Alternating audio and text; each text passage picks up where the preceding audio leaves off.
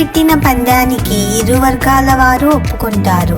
మంత్రి చెప్పిన విధంగానే గ్రామంలోని 2 వ్యక్తులు మరియు 2 జాలరులు చెరువులోనికి దిగి చేపలను పట్టడం ప్రారంభిస్తారు. సమయం పూర్తి అయిన తర్వాత చేపలను లెక్కిస్తారు.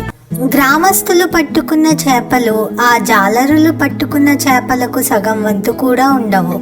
ఈ పందెంలో జాలరులే జయిస్తారు. అప్పుడు మంత్రి గ్రామస్తులతో, మీరు జాలర్ల కంటే ఎక్కువ చేపలను పట్టలేకపోయారు. ఎందుకంటే ప్రతి పనికి నైపుణ్యం ఉండాలి.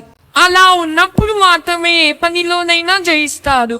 వాళ్ళ నైపుణ్యాన్ని ఉపయోగించి ఎంతో కష్టపడి పట్టిన ఈ చేపలను ఉచితంగా పంచమని చెప్పడం సరికాదు. వాళ్ళ కష్టం మీకు అర్థం కావాలనే ఈ పందెం పెట్టాను అని అంటాడు. పూర్తి కథ చూడటానికి అమ్మ కథ చెప్పు యూట్యూబ్ ఛానల్ ను సబ్స్క్రైబ్ చేసుకోండి.